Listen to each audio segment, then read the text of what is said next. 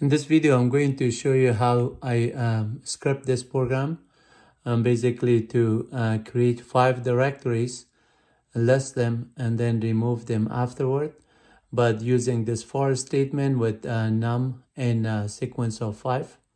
So once you do the 5 numbers, you do a do statement. Inside the do statement, basically, you make the directory dir underscore and $sign num in this case, because the variable is 1 through 5 are there, and then list them. As you can see, I'm listing them as the directories are getting created, and then that one shows the directories were created here, and then I just do ls minus l to just show the directories or ls in this case.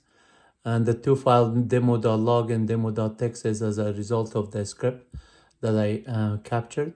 And then rmdir is basically removing the directories.